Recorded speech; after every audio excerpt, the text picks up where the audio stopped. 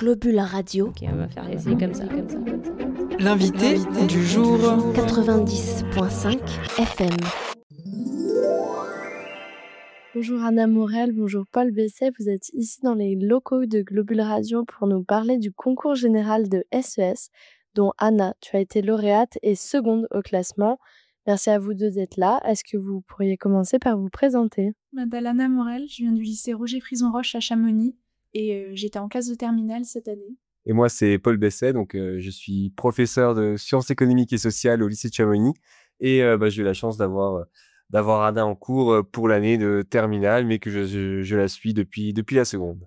Anna, tu peux nous réexpliquer pourquoi tu viens ici ? Qu'est-ce que c'est que le concours général ? Donc j'ai participé au concours général, c'est un concours national, en l'occurrence je l'ai fait en sciences économiques et sociales, et donc ça consiste en une dissertation de 6 heures, avec un sujet assez large ou très pointu, ça dépend des années, sans document ou sans texte, sans dictionnaire.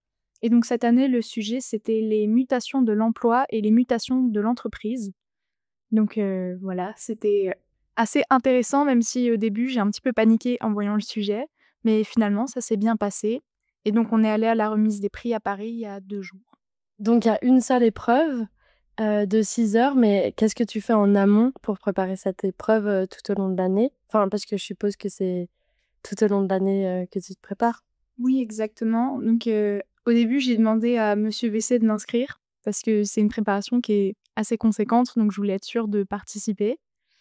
Et une fois que l'inscription a été faite, j'ai lu des documents du Collège de France. Donc, c'est des cours qui sont en accès gratuit sur Internet, qui font entre 70 et 130 pages. Donc, papa, si tu passes par là, désolée pour l'imprimante. J'ai utilisé beaucoup de feuilles et d'encre. Et puis ensuite, Monsieur Besset m'a envoyé aussi des documents de Carninfo que je trouvais ou qu'il trouvait intéressants et des cours de l'Université de Strasbourg pour compléter un petit peu tout ça. Et puis, j'écoutais un peu des podcasts aussi quand j'étais fatiguée et que j'avais pas trop envie de lire. Des podcasts sur France Culture. C'était Entendez-vous l'écho, il me semble. Qu'est-ce que ça t'apportera dans le futur ? Est-ce que tu sais déjà quelle porte ce concours pourrait t'ouvrir ? Pour l'avenir, je sais pas encore exactement parce que je m'y attendais pas. Mais ce qui est sûr, c'est qu'il y a une association des lauréats du concours général où il y a des conférences privées, des rencontres avec d'autres lauréats, d'autres anciens lauréats et les prochains lauréats. Donc ça me permettra de les rencontrer, d'échanger. Je pense que ce sera très enrichissant. Et puis ensuite, sur peut-être de la recherche d'emploi ou de stage, ça pourrait être un avantage. Parce que pour l'instant, je me dirige plutôt sur de la diplomatie, mais la recherche, ça m'intéresse aussi. Et dans ta vie quotidienne, manière de réfléchir, est-ce que ça t'a apporté beaucoup ? Est-ce que tu as trouvé des intérêts à lire tous ces livres ou est-ce que c'était seulement pour le concours et tu penses pas réutiliser les connaissances que tu as apprises durant toute cette année ?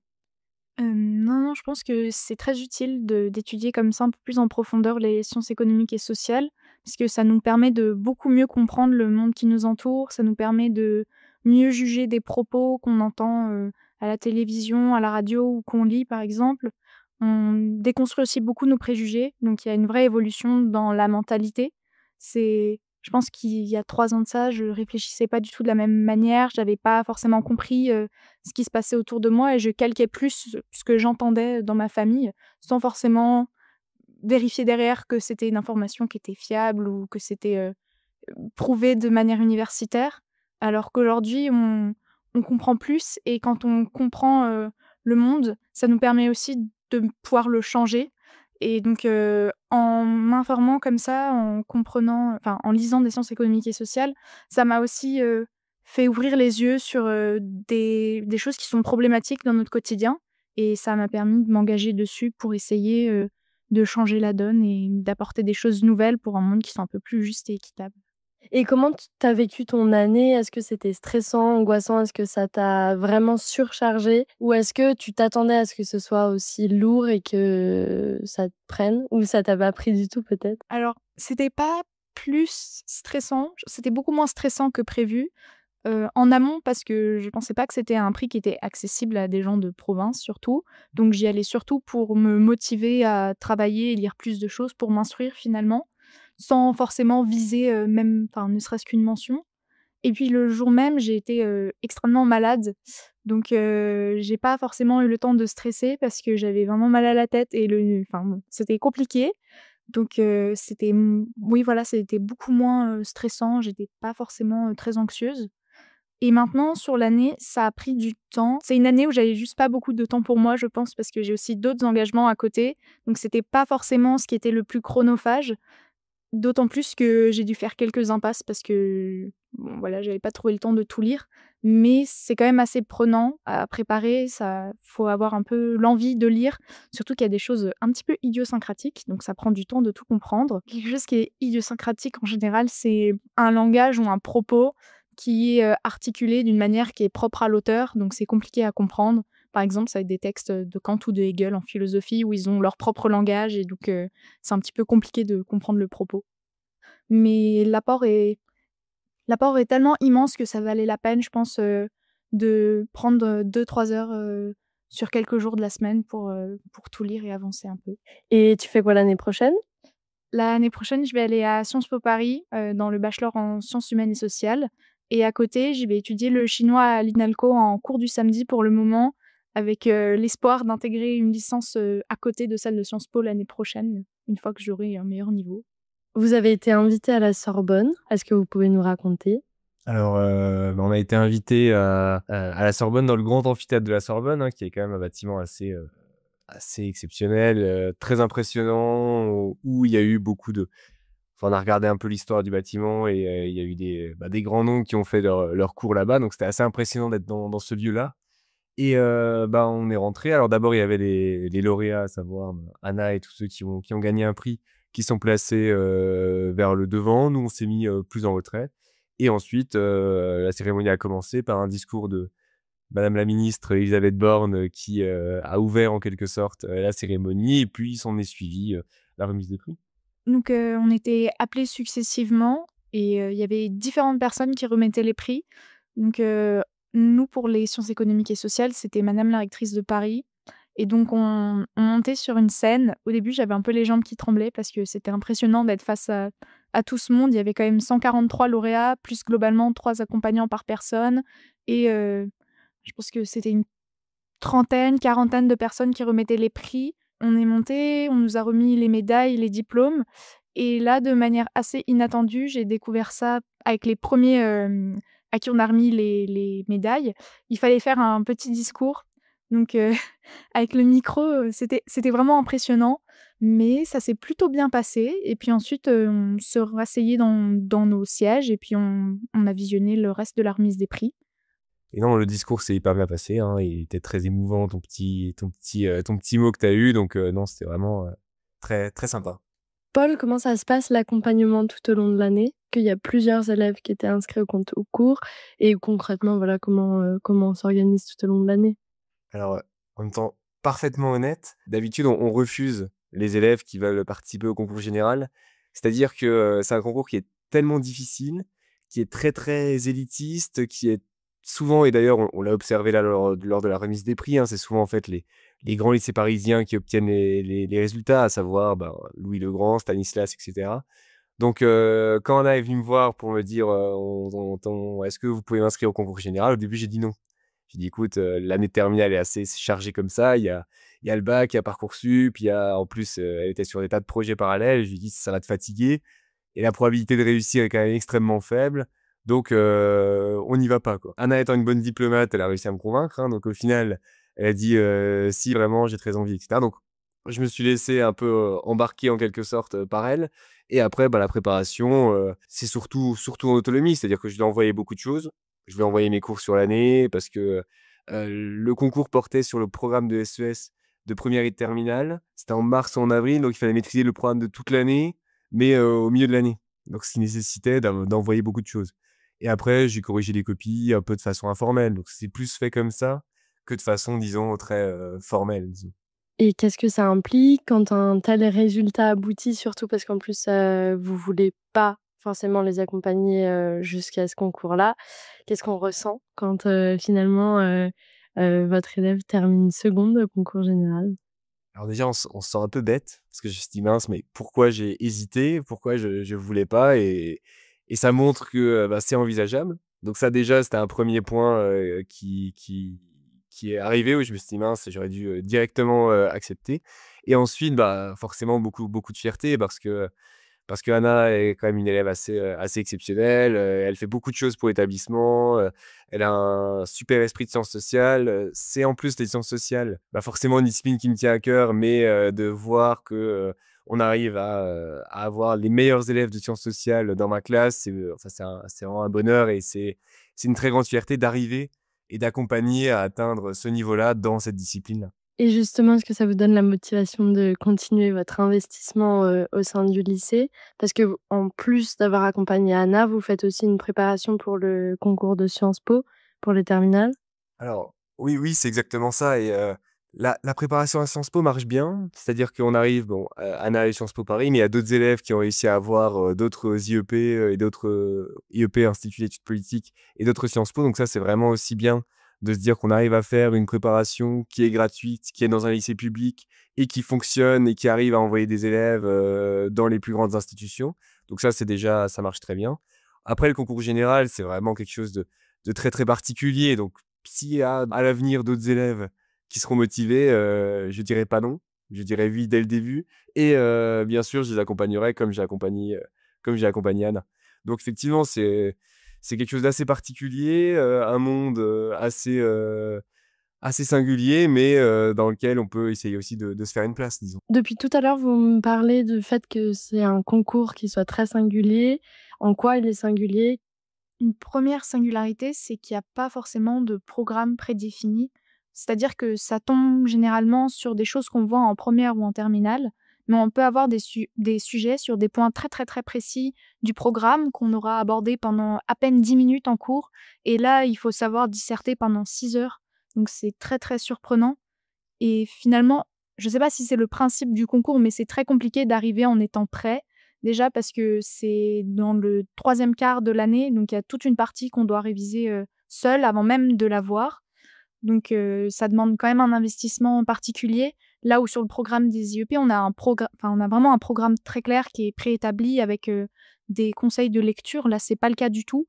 Donc il faut lire un petit peu tout ce qu'on trouve et c'est compliqué de savoir qu'est-ce qui nous aidera le plus dans les lectures, qu'est-ce qui est le plus pertinent. Et puis l'autre point, c'est que ça dure 6 heures et je connais pas forcément d'autres concours, quand on est en lycée, au lycée en tout cas, dans la même discipline qui dure 6 heures. C'est quand même, enfin 50 de plus que le bac. Donc, en termes de fatigue, c'est assez impressionnant. Quand je suis sortie, j'étais malade, mais j'avais quand même vraiment très mal à la tête, au-delà du fait que mes sinus étaient complètement bouchés. Et puis au bout de la 5e heure, c'est très compliqué de se concentrer pour finir la copie, d'éviter de faire trop de fautes d'orthographe. C'est très demandant intellectuellement pendant le concours et même avant, donc au moment où on le prépare et c'est ça qui fait toute sa singularité. Et je rajouterais aussi que c'est un concours, où, enfin, si on prend le concours des IEP et cetera, on a un classement qui est, bien défini, qui permet après d'accéder à un objectif bien précis. Là, le concours général, alors, si on est dans les 3 premiers, on est invité, à la remise des prix comme ça a été le cas pour Anna. Si on est dans les 10 premiers, on a une petite, mention, je crois, on est cité quelque part et c'est tout. Après que vous soyez 11e ou, 4 millième, c'est pareil et vous savez même pas votre classement. Donc c'est un concours qui, pour parler peut-être un peu comme un économiste, hein, qui, en soi est pas très rentable à préparer parce que le risque d'échec est immense et la probabilité de réussite est quand même très faible. Donc si on veut le préparer, sérieusement, et disons on n'est pas sûr qu'on ait un retour, sur investissement en quelque sorte. Donc c'est pour ça aussi qu'il est aussi particulier et ensuite, je dirais qu'il est aussi très, très singulier parce qu'il est, très majoritairement symbolique. Dans le sens où, un concours d'une école nous donne accès à une école, un concours, pour passer un diplôme donne accès à un diplôme et là, bah, ça donne comme une sorte de titre, en fait. Ça donne un titre, lauréat du concours général, mais c'est pas directement, un ticket d'entrée, dans une école ou quelque part. Donc ça aussi, hein, c'est un peu particulier, ça ne donne pas directement un diplôme, ce qui est un peu curieux aussi. Donc toi, Anna, tu as fini seconde. Qui étaient les premiers et deuxièmes personnes et surtout d'où ils venaient? Est-ce que, c'est assez représentatif de ce qu'on sait, à savoir que les lycées, parisiens, les grands lycées parisiens, arrivent toujours premiers? En SES, c'était assez surprenant parce qu'il y avait aucun grand lycée parisien sur le podium ou de grands lycées privés connus parce que c'est très représenté. ni même de lycées qui viennent de l'étranger, donc de lycées français, parce qu'il y en a beaucoup aussi.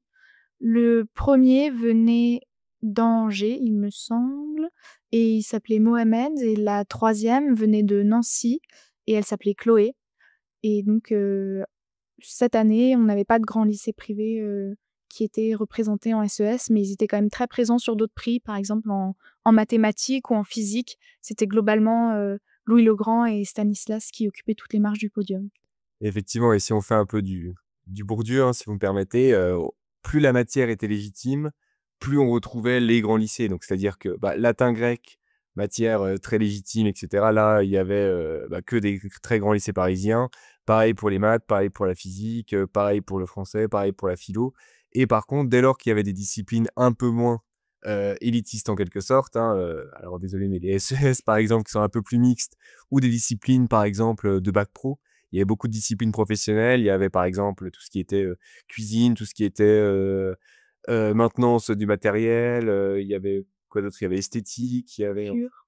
coiffure. Ces disciplines-là, il y avait moins les grands lycées. Par contre, dès lors que c'était les très grandes disciplines, disons, générales, légitimes, là, c'était quasi exclusivement des grands lycées parisiens.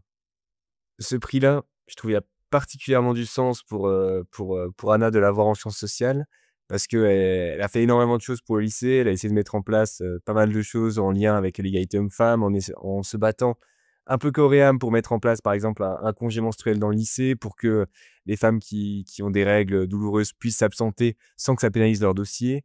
En parallèle, elle a mis en place des cafés de discussion de sujets de société au lycée. Donc, elle a fait énormément de choses. Donc moi, je suis particulièrement content d'avoir pu suivre Anna dans son parcours en sciences sociales. Parce que les sciences sociales, c'est quand même, je dirais que c'est, à mon sens, la matière peut-être la plus importante aujourd'hui, hein, quand on voit ce qui se passe avec la montée du populisme, le recul de la démocratie, la hausse de toutes les fake news qui inondent totalement les plateaux télé. Il faut réussir à faire un peu le tri dans tout ça. Et les sciences sociales, c'est une clé pour avoir ça. Et du coup, je suis hyper heureux de voir que des élèves arrivent à se prendre au jeu des sciences sociales, arrivent à acquérir ces connaissances-là pour ensuite peut-être soit les transmettre, soit les approfondir. Et du coup, on va complètement parler de ce que tu as fait au lycée. Est-ce que tu peux nous en parler plus en profondeur? Qu'est-ce que tu as mis en place? Donc, sur le congé menstruel, j'avais lu un article de Sciences Po Lyon qui avait donc mis ça en place à Sciences Po Lyon. Et ça m'avait beaucoup inspirée. Et donc, je les ai contactés. J'ai aussi contacté des étudiants de l'université d'Angers, qui avait été une des universités, une des premières universités à mettre en place le congé menstruel. Puis ensuite, avec Madame Emerlin, qui est la référente égalité homme-femme dans le lycée, on a monté tout un dossier avec un projet d'amendement qui était adressé donc à la rectrice de l'Académie de Grenoble et maintenant au recteur parce qu'il y a eu un changement dans l'année. Et comme parallèlement, je suis élue au conseil académique de vie lycéenne, j'ai pu le présenter lors d'une réunion donc avec madame la rectrice puis monsieur le recteur. Et on a travaillé dessus toute l'année. Donc, initialement, c'était censé être un forfait d'une dizaine de jours qu'on pouvait utiliser sur toute l'année. C'était pas des jours et horaires fixes, sur lesquels on pouvait donc s'absenter de cours et ces absences seraient non comptabilisées et justifiées sur Parcoursup. Parce que plus on a d'absences, moins on est considéré comme assidu et donc sur des universités très demandées ou très sélectives, parfois il y a un biais, c'est pas volontaire, mais en voyant que certaines, lycéennes ont davantage d'heures d'absence, ils vont, les exclure de la sélection en pensant par exemple, qu'elles sèchent les cours parce que, quand on a une absence pour, des règles douloureuses, on nous met, maladie sur certificat et c'est très souvent le motif d'absence utilisé par les personnes qui sèchent les cours. Donc c'est pas du tout juste et c'est pas représentatif de la personne. Et maintenant, on a plutôt évolué sur une forme de PAI, plan d'accompagnement individualisé. C'est l'infirmière scolaire qui l'a dans son bureau. Donc c'est un formulaire qu'il faut remplir qui fait, 5 à 10 pages, ça dépend de quel type de plan on a. Et ensuite, ça permet de s'absenter. À nouveau, toutes les absences sont justifiées et de temps en temps, on peut faire en sorte qu'elles ne soient pas mentionnées dans Parcoursup parce que ça touche à tous les troubles de santé. Et là, c'est important de faire une distinction. Ce ne sont pas les menstruations qui sont un trouble à la santé parce que c'est pas du tout une maladie. Le trouble à la santé, c'est tout ce qu'elles vont générer, donc les douleurs, la fatigue. Et grâce à ça, donc on a demandé à la cellule juridique qui nous a dit que ça fonctionnait de le faire passer en PAI. Et donc, ce sera repris par les prochains élus du CAVL, parce que comme je vais à l'université, je ne peux plus rester au CAVL. Et dans le lycée aussi, on va essayer de mettre ça en place en septembre. Donc, c'est encore en cours de discussion, mais c'est sur la bonne voie. Donc, on est tous très contents. Est-ce que tu pourrais résumer ce que tu as dit dans ton concours, vraiment sur ta page de concours? Ou est-ce que le stress fait que tout a été, effacé de ta mémoire? Alors, je vais essayer dans les grandes lignes. Je sais que j'avais accroché sur, Émile Durkheim et les sociétés, organiques. Donc, voilà, parce que c'est un auteur que j'ai beaucoup apprécié. Malheureusement, la problématique, j'en ai aucun souvenir parce que j'étais malade et c'était pas forcément le stress, c'est juste que ça durait 6 heures et la problématique, j'ai dû la trouver au bout, d'1 heure, 1 heure et demie de brouillon. Donc c'était vraiment au début de l'épreuve. Et puis sur le plan, j'ai fait quelque chose d'assez chronologique. Donc, chronologique, sur les grandes lignes et un petit peu plus, thématique sur, les sous-parties. Donc, la première mutation, c'était, celle, d'avant le taylorisme au taylorisme. Ensuite, la deuxième, c'était du taylorisme au post-taylorisme. Et sur la dernière, j'étais partie sur, l'éventualité d'une fin du travail en raison des mutations actuelles des entreprises, qui sont couplées à l'intelligence artificielle, par exemple, et là, le fait qu'on ait de plus en plus de technologie et donc moins besoin de main-d'œuvre. Et puis j'avais fini sur, Bernard Friot et le salaire universel parce que, je trouvais que c'était un petit peu original et que ça rentrait, à peu près dans le sujet.